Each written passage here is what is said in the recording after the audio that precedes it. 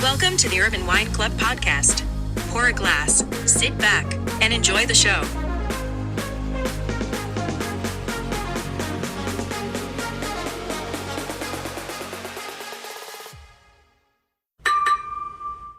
Hello, everyone. Thank you so much for joining us.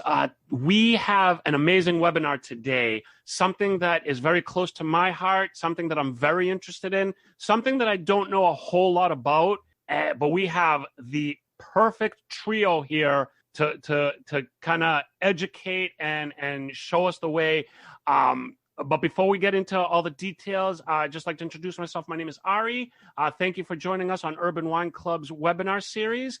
As with me always is my co-host, Foti, who will let you know of the amazing information that we're going to have today. Hello, Foti. How are you? Yasu Ari, I'm doing well, and I've been waiting for this specific webinar for a long time. Yeah, absolutely. It's very popular. It's very hot. It's very trendy. It's absolutely important. It's something that everybody should abide by, should follow. And you know what? Once you educate yourself, whether you're an expert or just a novice, the more you know, the better it is for everybody, the better it is for all of us. And again, I'm not going to say too much more. Take it away. Absolutely. So, this is our opportunity to discuss these topics, create awareness, and assist all of our guests and followers on making better decisions when it comes to drinking wine. So in this segment, thankfully, we have two very special and important guests who are going to highlight some of these topics. And I want to introduce them before we get going. So with us tonight, our special guests, we have healthy living enthusiast and nonprofit director, Karen Sheehan, which is also a good friend of ours, along with our new friend, zero waste consultant, Kaitlyn Reed, who's joining us for the first time. I want to thank the both of you for taking time out of your busy schedules to be with us. This is, very grateful and blessed that you're with us this evening. But thank you so much for taking the time. Welcome to the program. Hello. Let's say hi to Karen first. Hi, Karen. How are you? Hi, Ari. Hi, Foti. It's so great to be here. I have known Foti and Ari for a while and love wine and learned so much and have been really enjoying these webinars. So I will just say a couple words about me and kind of why we're doing this. I started to be really interested in health and nutrition, and just kind of on my journey, as many people are, to be a good informed consumer, right? Especially with food. And that's kind of where it all started. I needed to maximize my own nutrient-rich foods when I was young and a dancer. And so that was really important to me. And then I became a mom. And of course, being a really discerning consumer, being a mom is probably the most important job. So that was really exciting. And then I am at a nonprofit now, which is an environmental focused nonprofit. And before that, I was at a human services nonprofit. And so my interest in health and nutrition took off because I worked with elders. And so as a student of the Blue Zones and really appreciating how people were living longer and healthier in some of these pockets around the globe and understanding the commonalities that they had, I kind of incorporated that at my last nonprofit, which was really exciting. And now I'm doing the same kind of work, but in the environmental space with a focus on the ocean. So it's really exciting. I'm now in the lovely ocean state of Rhode Island, in Newport, on the water, and really excited to be here. So one of the things that is really a passion of mine is nutrition. And so I'm currently in a certificate program through the nutrition school at Cornell, and very excited to be sharing the space tonight with my good friend Kaitlyn, who's taught me so much about the world of sustainability. And we're really excited to come together tonight because as I mentioned about the food industry, maybe about 20 years ago, the food industry, the media, food producers, and the supplement industry started to use some buzzwords, and then they became ubiquitous. And we weren't really sure what they meant. And it was really our responsibility to sort through them. And so now we're finding that environmentally responsible companies and products that are grown and produced in a responsible way, caring for the environment, consumers are starting to demand that, just like we started to demand 20 years ago that we don't have all kinds of dyes in our food, or too much sugar, or too much fat, or too much plastic pieces, which is in our food, So now it's more about consumers being more keen on buzzwords like sustainable and green and naturally grown or zero waste. So I'm going to introduce my good friend and expert in all of those buzzwords to kind of help us break things down tonight. So I think you're going to really enjoy listening to Kaitlyn. I hope so. Hi everyone. Thank you so much for coming. I am so excited to have you all here. A little bit about me is I have a bachelor's in sustainable development. So I spent all of my college career learning about zero waste and sustainability, and how the environment interacts with society and how society interacts with the environment, and kind of how we can bring all of that together to create a sustainable and equitable future. And so after I graduated, I graduated from Appalachian State, which is in North Carolina, and I moved up to New England. I'm currently in Rhode Island, and I worked at the Audubon Society for a little bit. And I remember my life completely changed when someone was like, well, what does convenience really mean anyway? And that really paused me for a second, because I was like, you're right. What does it actually mean? Why do people why are we so excited about the convenience of getting it fast? Right? When in reality, it's like, the food that you enjoy, the wine that you enjoy, the activities you enjoy are the things that take more time, right? And that really bring you in, right? No one enjoys the children's book anymore. They enjoy a full-length chapter book, and that takes time. Technically, the little kid book will be more convenient, right? Mm-hmm. And so I think that really changed how I thought about my life and how I thought about sustainability. And so I'd really like to talk about that a little bit and talk about convenience, and maybe that'll help all of you to be like, wow, what are the things in my life that I only do quickly out of convenience that if I stopped and actually took the time, I would enjoy a lot more. Mm-hmm. And also, if you stopped and took the time, might be more sustainable. And one of my favorite examples is I'm currently a member of a CSA, which is a community supported agriculture. So I get as much of my produce and meat as possible from this local farm who's collaborated with other farms in the community. And it takes extra time because they're only open 3 days a week. So I have to plan when I'm going to get my food, how I'm going to do that, what I want. I've had to broaden my horizons on what I eat and what I cook. But it's been a really fulfilling experience for me because I'm taking more time with what I eat and what I drink. And I'm taking more time with actually experiencing cooking a meal rather than just throwing together whatever I can and want that I'm used to. And so that's been really exciting for me. And so I'm really excited to talk to you guys today about sustainability and answer questions and how we can drink responsibly and sustainably. So I'm ready if you guys are ready. I don't know. I have a little bit about the wine. I can keep going if you guys have questions. So you know what we'll do? We'll let people ask questions in the chat. You could ask your questions to the entire crowd, or you could just send them private, and I'll let you know. Okay. And so just keep keep talking about your topics, and I'll let you know when questions are in, and you could take them as they come in, or we could just have some time at the end where you could answer them. So whatever you'd like to do.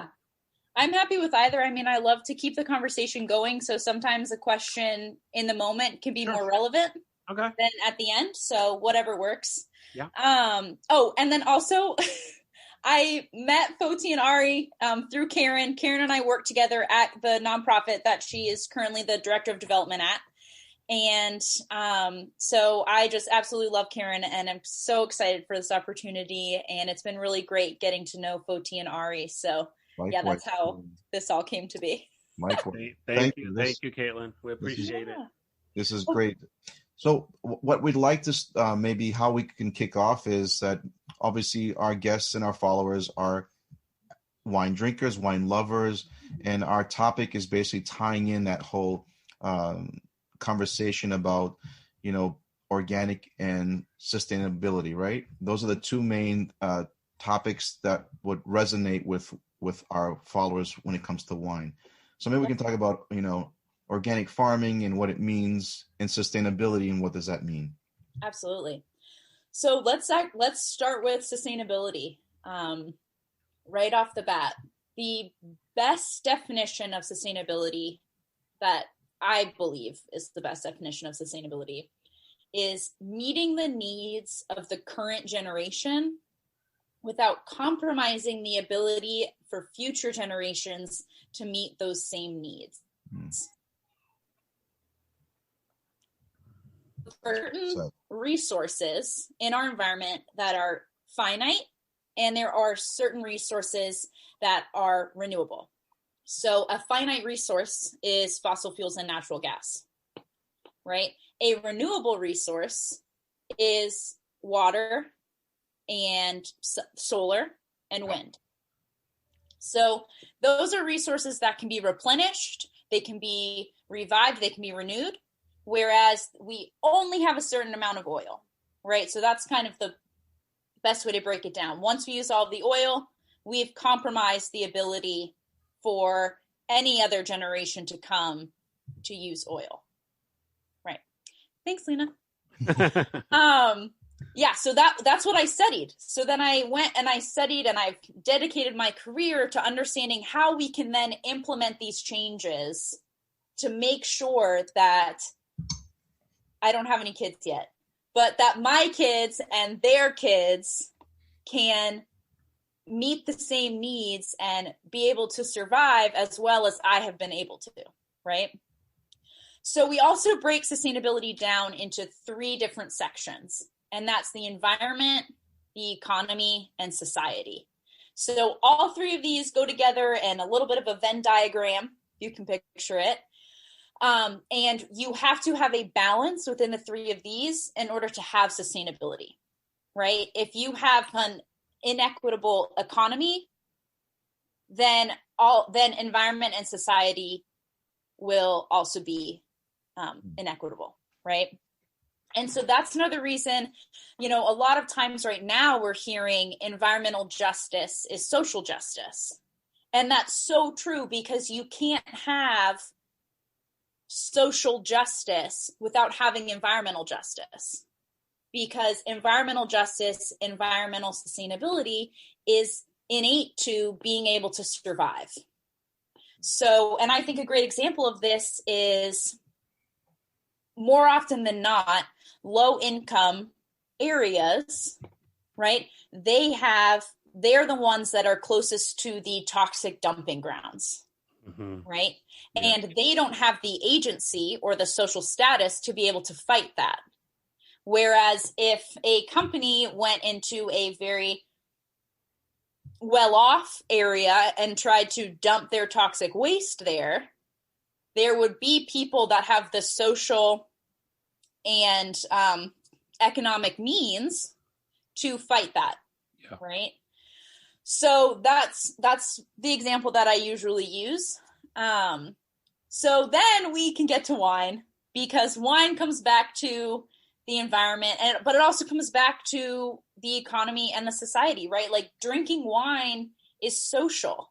right? Mm-hmm. And every single person should be able to enjoy that social aspect of it, right? It's also a huge part of our economy. Just thinking about the amount of alcohol that the world has consumed in the past 18 months with this pandemic is just insane. Kaitlyn, right? in case you didn't know, Fotios is responsible for about 50% of that. I do not doubt. I do not doubt at all. So I just, and Kaitlyn, thanks for some context in a word that's being used, I think, just to sell stuff at this point, right? Wine, including, and so I think that, like I said, one of the reasons why we were kind of inspired to do this mini series, and we thought that a lot of the viewers would enjoy kind of, peeling back some of the layers to this. There's a term that I learned about when I started working at the nonprofit that I do now and working in the environmental space, and it's called greenwashing. The term greenwashing means that a company knows now that us as consumers are starting to demand more of what Kaitlyn just explained, right? And so businesses and productions and manufacturers, they're starting to get wise to this. Just like the food industry and the media and the supplement industry got wise to the fact that, oh, we know what an antioxidant is now, so let's sell it by the billions of bottles like vitamin E, and let's, we know that it works as an antioxidant, let's put it in a pill and let's make billions of dollars. So now greenwashing is companies just putting on their labels or putting in their messaging or their marketing that they are sustainable. And because sustainable, as Kaitlyn gave such a great definition, companies can maybe take one little piece of that and then just say that we're a sustainable company. And what does that even mean? So I think that, we just need to take a moment when we see it and think, wait a minute, how are they using this? What do they really mean by this? Is this for real, or are they just greenwashing? So, I just think it's good for us to be aware of that. Absolutely. Yeah, great. My favorite example too of greenwashing is when it comes to toilet paper, which I know is a totally different subject than wine, but I used to be obsessed with the Scott toilet paper that was tubeless. I don't know if anyone else was a fan of that, but I was like, this is the best thing ever. I don't have a tube. That's way less waste. But in reality, that in and of itself is greenwashing, because they're saying, hey, we're sustainable. You can buy this tubeless option. But Scott isn't actually doing anything that is sustainable in the making of their toilet paper, right? And just omitting that one piece it's actually more sustainable to buy a recycled or, unbleached toilet paper with a roll than the Scott totally bleached white rollless, which I don't even think they sell it anymore. And this is how I learned all of this, but I was like, dang it, I who went to school to learn about this and to not be able to fight the greenwashing was totally a victim to it. Yeah. I think a lot of people are, and I think it's really hard with marketing, especially the way it is in the, in the USA. The marketing, the commercials, the advertisements, they really hit you hard, and it makes it hard to understand what's real, what's not real, what you could trust, what you can't trust, because of the rules of so organic is, we discussed before, there's a certain level of you have to be certified. So there's some level of understanding that organic means something, but some of these other terms, there's no rules, right? Not yet. Not yet. And I think there should be. Are you guys in agreement with that? Yeah, and I believe that there will be. I believe that eventually, just like in the food industry, some of the terms will be, Kaitlyn, how would you say, kind of monitored, or there'll be some kind of overseeing body that will start to own a term and then just give out designations. Right. And I know that there are, for example, and I think we're going to talk more about this in another webinar, but in terms of organic, there are different certifying bodies, whether you're in Europe, in Canada, in Mexico, South America, here. And so, and of course, the different countries have gotten together. So there are some commonalities in those, obviously, right? Because it's chemical, it's it's obvious. But I'm telling you, the greenwashing stuff, it's definitely. Well, Yeah. if I can add about the greenwashing aspect in the wine industry, it happens often as well because there are loopholes in wine production where producers can purchase grapes that were farmed organically and they buy them. But the second that those grapes come to the facility and they're fermented and produced, then they're starting to add all these other elements to the production that really cancels out that factor of it being organic. Wow. There's all these agents that go in, unknown sugars, synthetic sugars. Sometimes they're considered chemicals. They go into the production that create and manipulate aromas and flavors. So they can put on their label that this wine was made from organically farmed grapes, but it doesn't apply to the production of the wine. So wine can't necessarily be organic if it's being broken down with all these synthetic sugars and all these stabilizers to make the wine taste smooth, fruity, aromatic. Right. And well, I think that's also, right now it's currently up to the consumer to figure all of this out. And companies are currently allowed to do like that, saying that grapes, right, made with mostly organic coffee, or put a little asterisk because this ingredient is organic. And what I think is really detrimental, but is kind of a bigger issue, is the fact that there are so many terms that are not regulated, right? And then the ones that are regulated, and Foti and I are having this discussion of, so one, terms like natural and eco-friendly, they're not regulated in any way. So what that means is that when you look at, and my favorite example of this is the Stop and Shop brand. If everyone is from the New England area, then they'll know Stop and Shop. I mean, I shop there still too, when I'm not at my CSA, but so Stop and Shop has their own, like, nature's own brand. It's the Stop and Shop brand. And right underneath they have organic, or right underneath they have all natural, right? So the organic is technically organic because they have that organic certification, which they actually have to pay for. And that, I think, it's also a detriment to then small businesses, because the farm that I go to, they can't afford to pay for the organic certification. Yeah.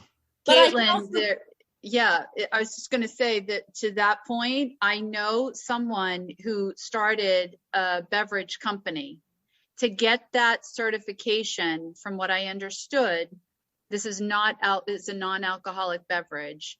It cost him close to $100,000 to go through for his company, all of the hoops to get that certification. So So, there's a lot of pros and cons, and, Foti was saying that it's the same in the wine industry.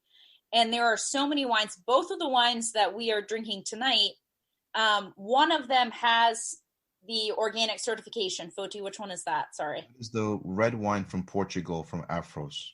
This one. I have a glass of each. It's so fun to be doing like an environmental education event, but I get to drink at it. Most of the time, my environmental education events are with children, so that would be inappropriate. But, here we are. So only if they see it as an inappropriate. But yeah, so the red is certified organic, but the white, which I'm enjoying them both, is they technically do farm organic, but they're not certified because they chose not to pay that money. But what's really incredible is that they then are able to market all the other different incredible things that they are doing that make them sustainable. So, we're talking about organic, we're talking about natural. My last comment before I get into the wine again is it's real, because natural doesn't have, you don't have to regulate it. It does make it more difficult. And that is another example of greenwashing, because it makes it more difficult to be a conscious consumer, right? Because you're trying to make that decision to be healthier, but you don't have to. Natural flavors, when I learned that was just a chemical that was derived from something that was natural at some point, I think my heart broke. I'm with you on that.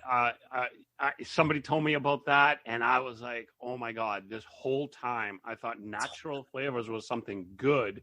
But again, it's what the greenwashing that we're talking about. It's that, and everything has natural flavor, natural flavoring. And so there was a long time where I was like, okay, I'm really going to try and avoid it.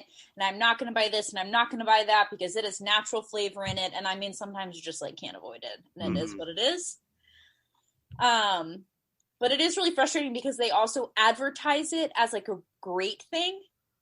And I'm like, but that's misleading, right? Because what makes this actually positive? How does it actually benefit your health? And the answer is that it doesn't. Yeah. Right. And I think I saw a note that was what tips do you have? Joanna asked, what tips can you give us to be more informed consumers? How do we know what's real and true? I mean, is there a way to know? Well, here's the thing for wine. I'll speak for wine, and then Karen and Kaitlyn, maybe you can kind of follow up with me. But unfortunately, with wine, I mean, it's either you enjoy going to a specific retail shop because they know their stuff and they're going to help you source that wine that is, or you just have to do your own due diligence. And thanks to the fact that we can't live without our smartphones, we can basically just either Google something on our phone to find about the wine, or there's different wine apps that you can download to help you get more information. But it comes down to the fact that, it's very difficult and challenging to kind of be able to figure out what is and what isn't when it comes to wine.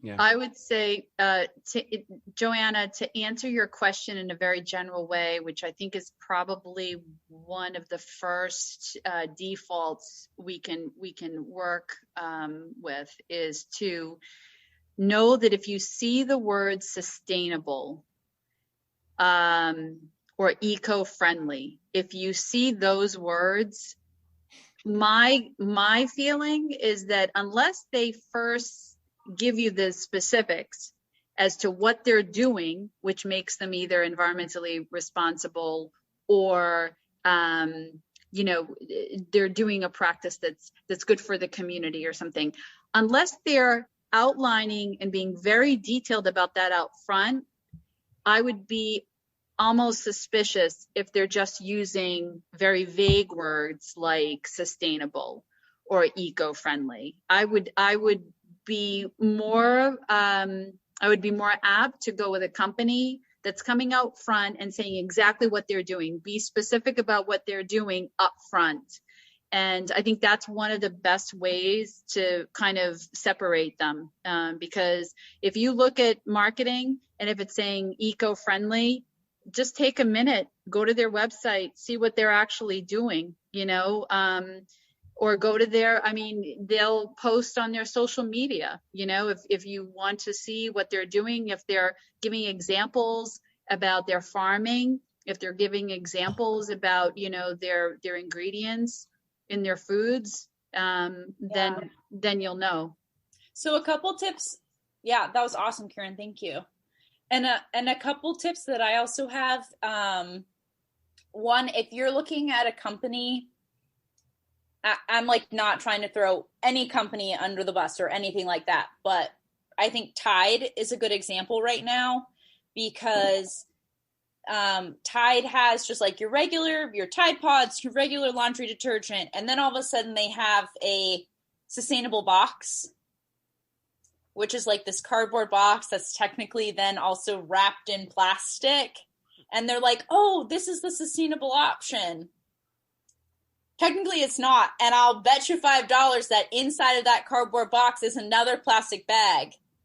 So I'm not sure like how that's actually being sustainable, because you actually have just put 3 different kinds of packaging, none of which can be recycled on their own. So if you have a major company that then puts out their eco-friendly option, that's an indication that the company as a whole is not actually sustainable and not actually making a conscious decision to move forward with sustainable practices. But that they're doing that, and that's kind of what really inspired us to do this webinar is because of the fact that we are demanding it. We're starting to demand being able to take a carton and actually recycle it and not have it covered and painted with a plastic covering, because then you can't recycle it. But I just want to say one thing, Foti, aren't you so glad that none of the companies that Kaitlyn just named are your sponsors? I was going to say, coincidentally, this episode brought to you by Tide. Unfortunate. Stop. Kaitlyn, you're fired. Oh my God. Tide, Scott, and Stop and Shop. Yeah. Oh God. Wait, who's sponsoring this episode so that I don't throw anyone under? No. You're fine. And even if we did have a sponsor for the episode and they were committing these heinous acts, kick him out. Kick him out. You know what? On that note, let me ask one question that came in, because I think it's with what you guys were talking about. But somebody asked, what are some of the biggest challenges for big companies to be sustainable or more sustainable? I mean, I'm sure there's a lot of challenges. I don't know. I mean, that's a tough one. Well, I can tell you that that in general, one of the things that we talk about at the organization I work at, Clean Ocean Access, is a premise called circular economies. Okay, so circular economies meaning that we are producing something and the waste of that, the reuse is going back into like plastics, for example. You know, a big culprit is plastic film wrap. So it's around furniture, it's around boats that people use to winterize their boats. What happens to those millions of pounds of that stuff? A lot of it gets diverted into Trex decking and things like that.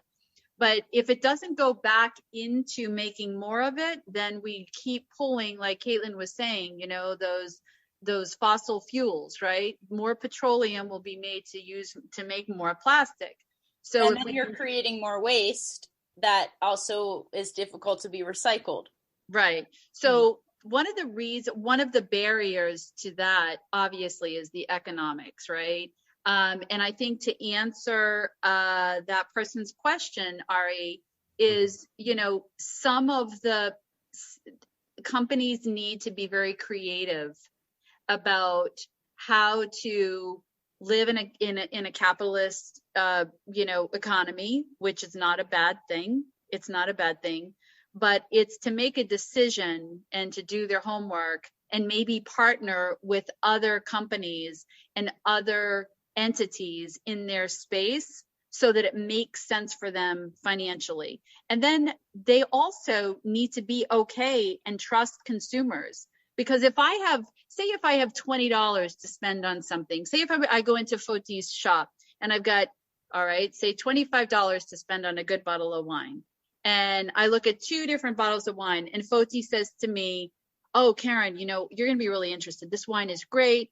And he tells me about it. But then he also tells me the way that the vineyard produces the wine and what they do for their community. And the fact that they have all solar, production.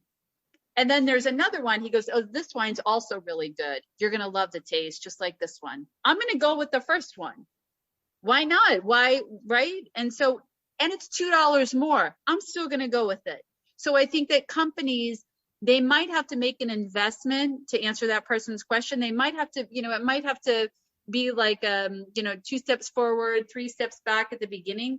But in the end, they're going to have to make those decisions because consumers are demanding it. So they're going to have to do it. They're going to have to be creative. And the technology is out there in almost every industry for them to be able to do it. It's exciting. It's an exciting time to, be kind of, on this emerging technology in all these different industries. I get excited about it. Yeah.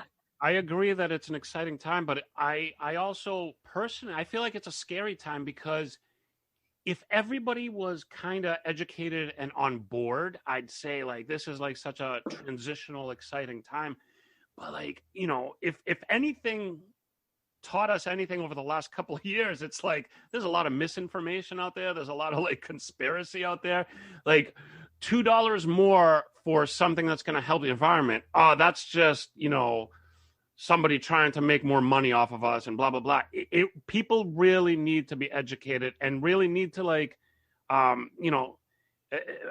be committed to that learning process to learn the truth about what is truly sustainable.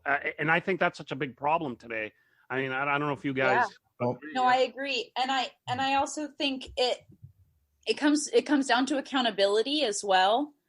And I think right now we're in this transition phase where we, large companies get to put out that they're eco-friendly and they're sustainable and they're all natural, but they don't have to have any accountability to back themselves up. Mm-hmm.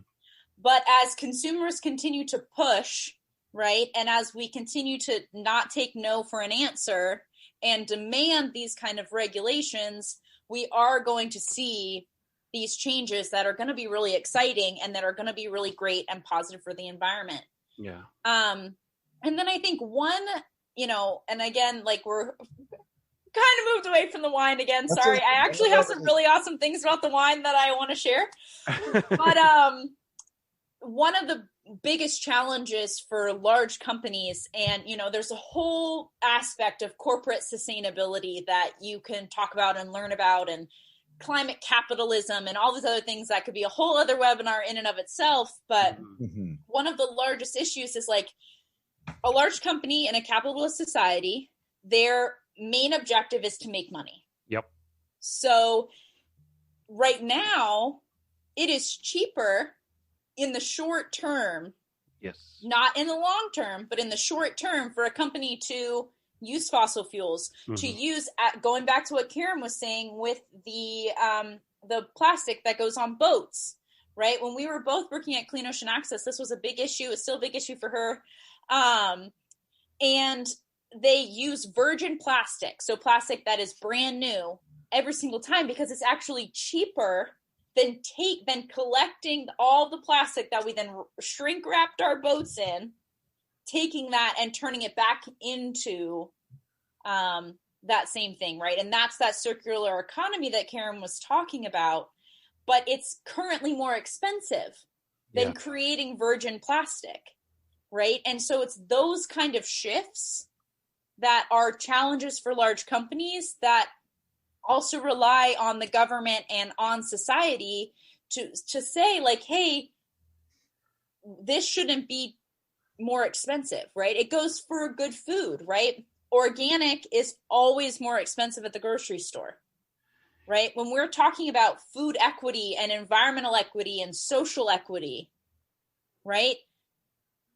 It's inequitable for someone to be able to go to the grocery store, only have $20 to spend because they're only making minimum wage, right? And they have 2 kids and they have to choose between this organic product, this one organic product, or these 5 non-organic, probably not great for you, but will fill the stomachs of their children for the whole week, right?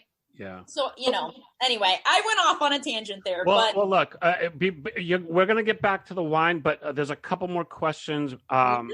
There's some for the wine, so I'll hold that question off. Okay. We answered Joanna. So Lena has 2 questions I see here. There's a similar problem with buying furniture. It's not easy to find affordable, eco-friendly labels, but the specific definitions under these terms are very different for each company. That's more of a comment. So yeah. So you know what? She has another question. So let's go to our next. One comment on that. Go ahead. Johnson and Johnson, Oh, which, boy. like, again, not throwing any company under They're the not bus. our sponsor. They're not our sponsor. Okay. They actually, instead of working towards a third-party sustainability goal, they created their own green list label to put their products on. Really? So they just created this thing, and it's like the Johnson & Johnson green list. Talk about greenwashing, and then they put all their products on it. But they didn't actually have to meet any kind of sustainable regulations in order to do this. There's a huge demographic of people. They see that and they're like, "Oh, cool! This is right. This is all and good. That's this is all the perfect." Right, and that's the lack of accountability that makes sustainability so challenging.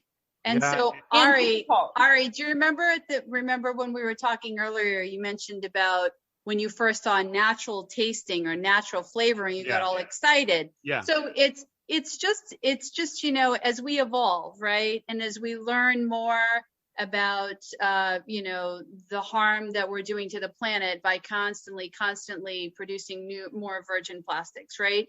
It's just evolution, so 20 years ago in the food industry, we started to understand what companies were stamping on their containers about natural flavor. Mm-hmm. So it's just now the buzzwords and the space that we have to be more diligent about looking into is, of course, now the environment. But Kaitlyn, can you answer the question about plant-based bottles and boxes? That was a second question from Lennox.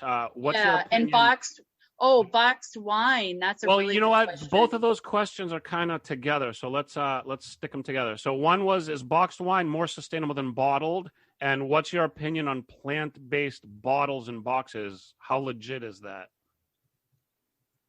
So here, my one comment is going to be that the most sustainable, and I don't know what this would do with the flavor. I'm going to leave that up to Fotios, but technically the most sustainable packaging would be aluminum.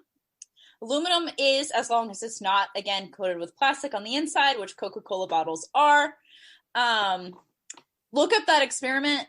It's a little YouTube video with some, like, Bill Nye baby who he melts the metal, and left is just this polypropylene. I unfortunately saw that video, and it's, oh my God. It's sad. But anyway, so aluminum is technically infinitely recyclable because it doesn't take you don't have to have any virgin aluminum in order to remake the same product.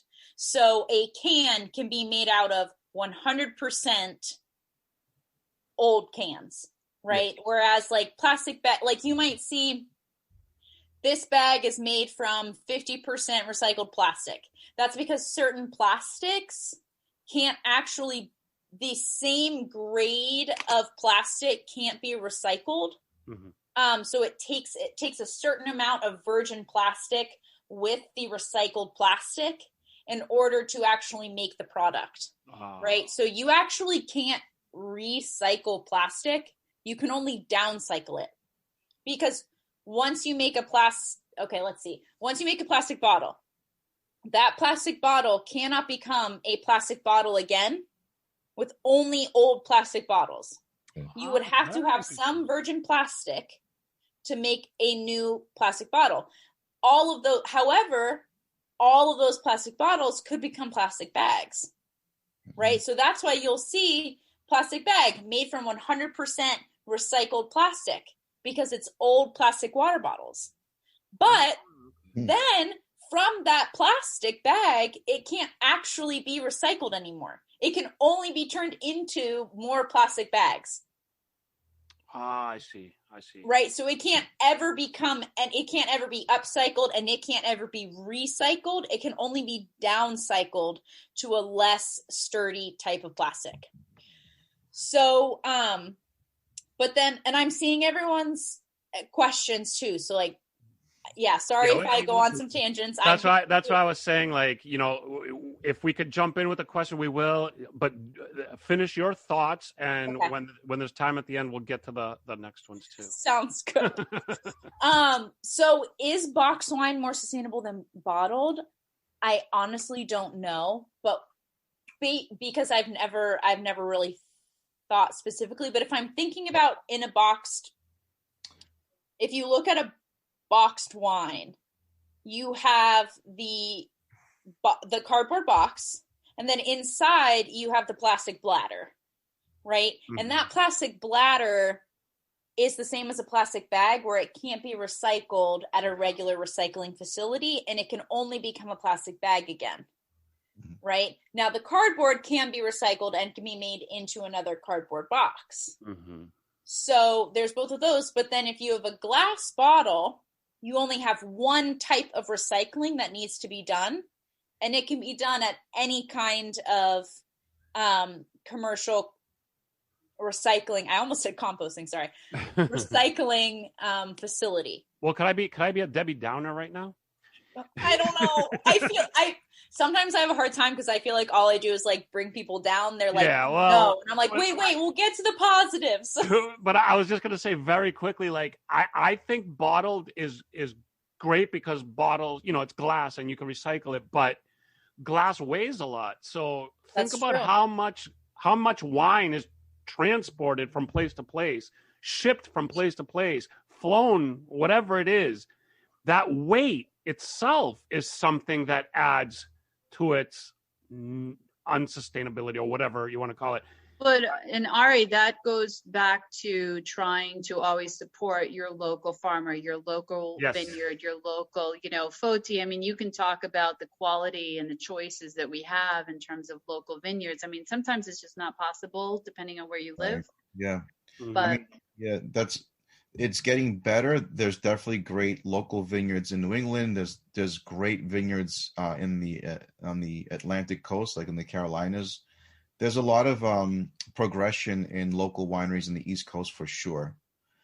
But I mean, sorry. But for those of us that enjoy certain types of wines, we're not there yet with getting them from our local producers. Well, Lena also asked about the plant-based bottles. Yeah. So what's that thought? So it's a great thought. I don't like bursting anyone's bubble, but here's the thing. Wait, I have to play that sad trombone sound when you talk. Right. Right. So there's right now having like compostable bottles, right? Plant-based compostable bottles, cutlery, bowls, cups, literally anything that's this like hard plastic that people are saying is plant-based. It's made from corn. It's sustainable. It's this or that. Technically, yes, it is. But the problem is that you have to actually be able to dispose of it properly, right? So if you are able to take your plant-based bottles and give them to an anaerobic digester. Okay, so let me back up for a second. There are two kinds of composting. There's aerobic composting, which uses oxygen, right? And the oxygen helps in the decomposition process, and it turns your food scraps and your yard waste into that compost soil amendment that you can then use. And that's a circular economy. That's also something that both of our wines use. They take all of their byproducts and they're able to turn it into compost and put it back on the soil for their grapes to use those nutrients to make more grapes, to make more delicious wine. Mm-hmm. The other kind of composting is anaerobic. And anaerobic means without oxygen, right? And what it does is it's basically this big electric thing, and you put compostable ware in it, you put your food scraps, you put your lawn waste in it, and it turns that into energy, right? Which is also pretty cool, right? It's technically not, it's not that circular economy that Karen was talking about, where like you grow food, you compost it, you make the amendment, you use it to grow more food. But it is then turning that waste that would otherwise go to a landfill into something that we can then use, right? The problem with plant-based bottles, plant-based cutlery, plant-based all of that is that they have to go to an anaerobic digester. They will not decompose or degrade through aerobic composting because they're too hard, right? So, but if you are able to actually compost those in an anaerobic digester, then yes, they're better than, I would say, plastic. I wouldn't say that they're better than a glass bottle, right? But like if you had to choose between a plant-based bottle for your water and you knew you could compost it, then I would go for that plant-based bottle. Mm-hmm. The problem is that you have all of these companies that are like, yes, we have compostable cups, we have compostable bottles, we have compostable this, we have this. But then there's no way to actually dispose of it. And none of those products are actually recyclable. Wow. So whereas if you just had, like if this was a plastic cup that I got to go, right? And it was just a regular plastic cup, I could put it in the recycling and it could get downcycled again because plastic can only be downcycled. It can't be recycled and it can't be upcycled. It can only be downcycled. But it could turn into something else. If this is then a compostable cup, and they don't have a compost bin, my only option is to throw it in the trash. Oh, yeah. Right? So there's pros and cons to everything, because if you took that plant-based plastic and that restaurant, that company said, hey, this is how you dispose of it. You put it in this bin. This is the compost bin. It goes to an anaerobic digester. It turns into energy. And that energy is what we use to run our restaurant. Exactly. I want to, and summarizing. Then you have. Tangent. I just wanted to say that I'm seeing some really cool questions about wines, but I also wanted to say that you don't want to be Debbie Downer, Ari, but I think that it's important for us to have some balance, right? So everything that Kaitlyn shared is really good information, but what I've learned, what I've learned though, working in the environmental space now, is that it's not about each one of us redesigning our whole entire lives to live this straight and narrow 100% every decision we make to be environmentally perfectly friendly. It's not that. It's not how all of society moves forward to get a healthier planet. It's about each one of us doing little bits. Right. Because if the masses do little bits, that's better than a handful of us trying to do everything. We'll affect change. We'll affect change if we do that. Bill Gates has a new book out, How to Avoid a Climate Disaster. He talks about, protein alternatives. He talks about architectural and building supply alternatives. It's a great book if anybody wants to kind of get a lay of the land across industries. But I hope that Foti can answer a couple of questions that came in, because I'm really curious about Joanna's last question. And then there's another question about wildfires in Australia and California. Which is coincidental. The podcast that you sent us, Karen, talked about the wildfires and how they affected the taste of the wine. Foti, you want to have at it? Sure. I mean, so his question was, have wines from California and Australia been impacted by the recent record-setting wildfires, which scientists say are linked to climate change? Could that help drive change in the industry? It definitely will, not immediately, because it's going to affect wines that are going to be coming to market in a couple of years. because what's in the market now has already been produced, 1 year to 2 years ago, right? Mm. Yeah. So it's what's in the pipeline that's going to be affected. So there's probably different measures being taken now on what's going to happen with that crop because of the fires. So if fires have devastated vineyards and there's loss of vineyards, then what's going to happen is these producers and farmers are going to probably reach out to other farmers in other areas that have not been affected by the fires and try to purchase crop or produce or grapes from elsewhere to blend with their current salvaged grapes that they've have. Been scorched or burnt. I forget the amount of years it takes for it to come back to life again. I think it's about could be 5+ years before that soil is healthy enough to grow vines. So okay, so because we're kind of running low on time, let's just jump real quick into Joanna's next question, and then we'll end it. So Joanna's last question we'll answer now, and then Joanna's previous question I think we could end with.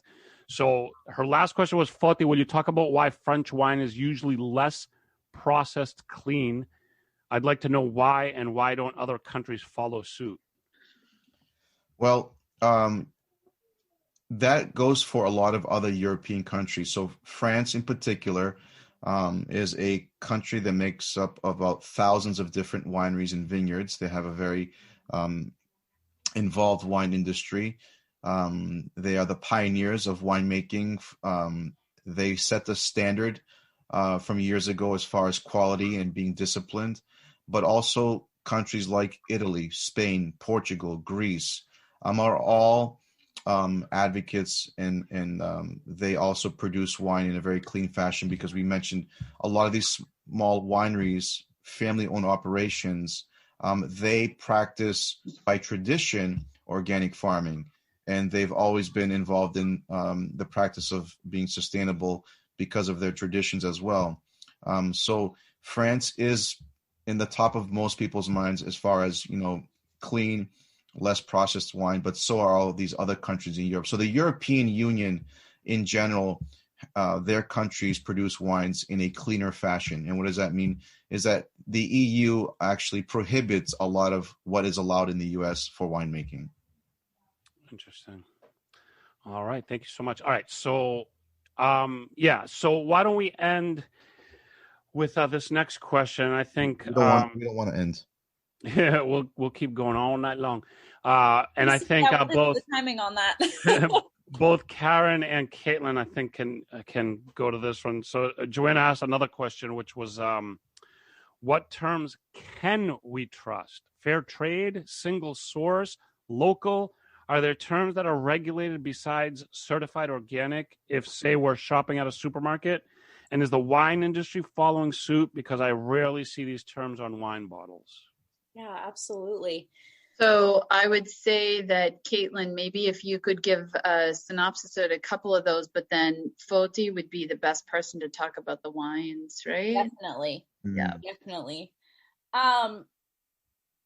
So Foti and I did have the discussion about the wine, because that was something that I was really interested in when we were talking about. I mean, it's the Urban Wine Club. Like, I really wanted to understand it from a wine perspective.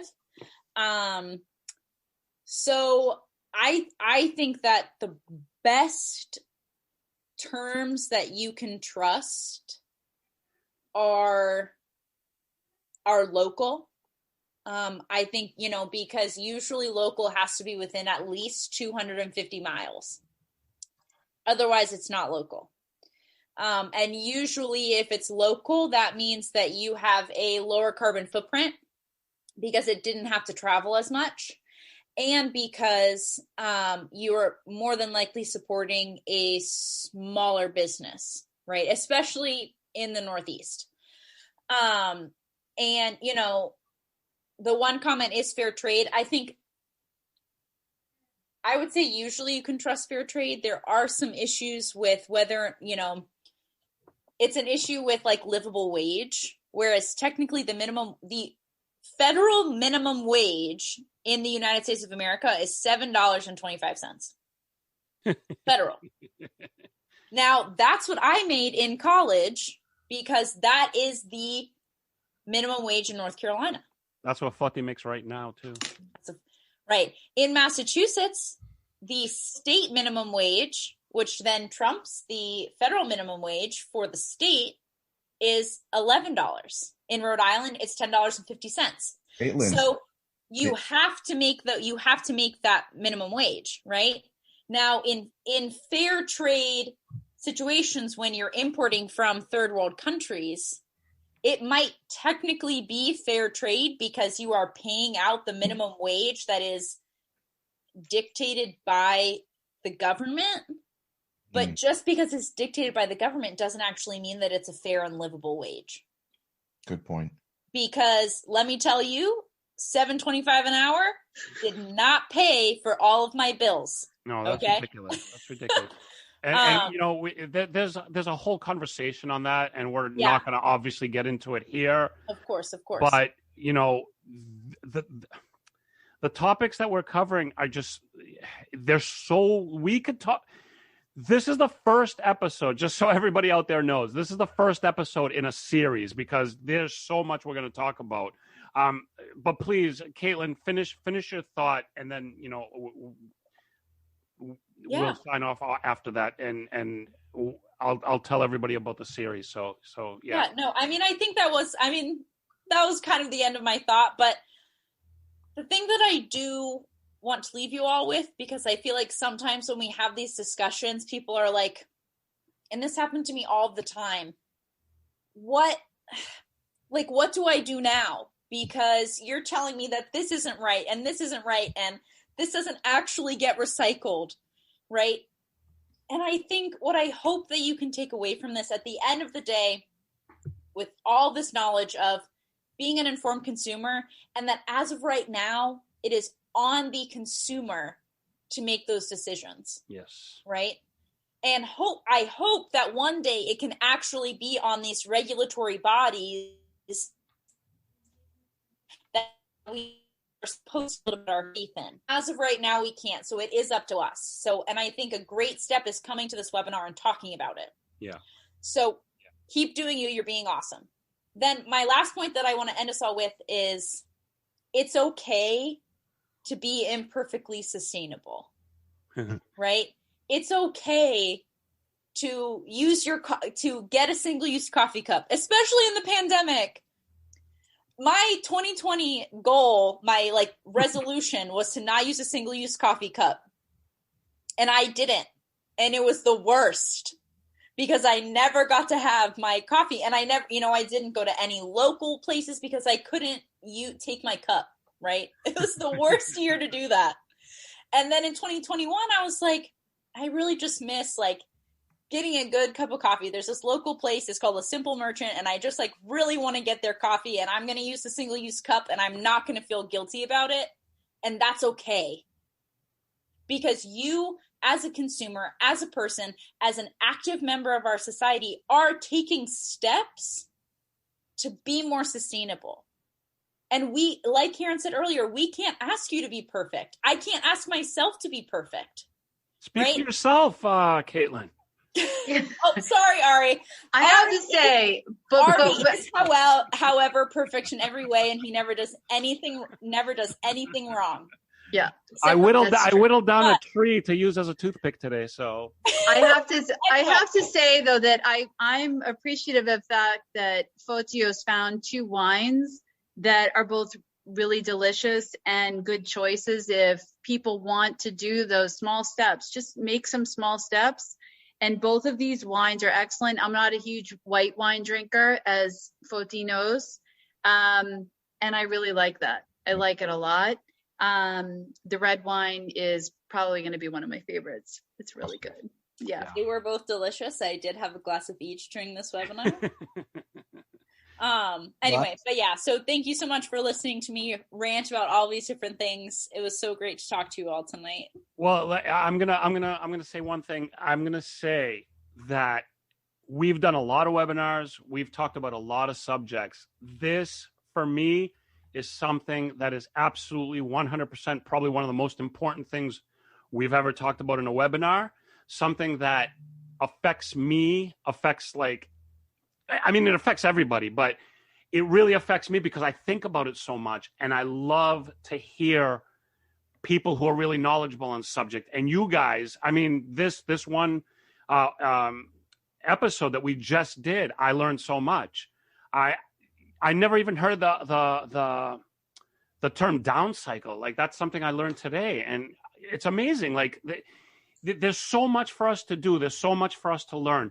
We really need to inform. I think that's the best weapon that we, as people who care about environment and sustainability and all these things, the best weapon in our arsenal is information and like thought out and explained properly. Because again, we're in a society of really ridiculous misinformation about so many things, and people just don't want to believe this, and people just don't want to follow that. And it's like, people, seriously, this is our one life, our one planet, our one time here. It's a short little time that we have here. I mean, please, we need to make the best of it. We need to follow, proper protocol for what's best for everybody. And as a society, we need this. And Karen, Kaitlyn, and Foti too. I mean, amazing information. I learned so much, and I appreciate it. And I thank everybody out there listening tonight, watching the videos, listening to the podcast. They're going to learn so much. And I just want to say, on behalf of Urban Wine Club, on behalf of me and Foti, thank you, Kaitlyn. Thank you, Karen, so much for everything you brought to us. And just everybody out there know that this is the first in a series, because there's so much for us to talk about.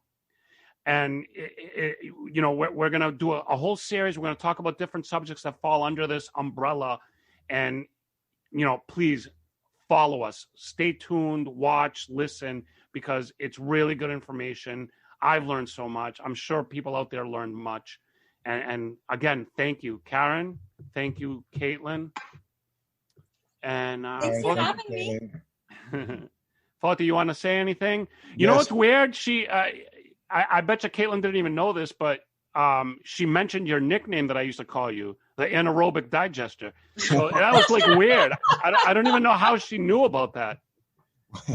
The cat's out of the bag. But I wanted to personally thank both Karen and Kaitlyn, and obviously Ari, for a job well done. And as Ari has mentioned, we're excited that this is the first of many episodes, which each episode will going to, really define certain subjects that we'll discuss and elaborate on them. And what's even better is we're going to be discussing these topics while having wine. Yes. Right? So thank you very much, Karen and Kaitlyn. We really greatly appreciate you being a part of this. Thank you very much. And we love this platform. Ari, you said that, it's great to discuss things, and the Urban Wine Club has created such a great platform to talk about wines and talk about spirits. But this is this is one industry that absolutely can step up, and it's one part of our lives that we can make some good decisions. Just, even small changes make a difference. Absolutely. Mm-hmm.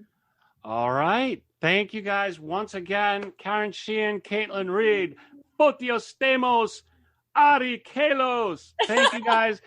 We this was a great, amazing segment, and we appreciate you guys bringing that knowledge to us. And everybody out there, please stay tuned for more. Watch this video, listen to the podcast, share it with your friends. This is the most important information I think we could have right now. And please inform, practice good practices for sustainability as much as you can. Like Kaitlyn said, you can't be perfect. You can't be like me. You can't be perfect. But every step you can is very important. And thank you all for being with us. Thank you for watching. Thank you for listening. Kaitlyn, Karen, Foti, thanks again. And we will see you next time. Good night, everyone. Good night, everyone. Thank you so much. Bye-bye.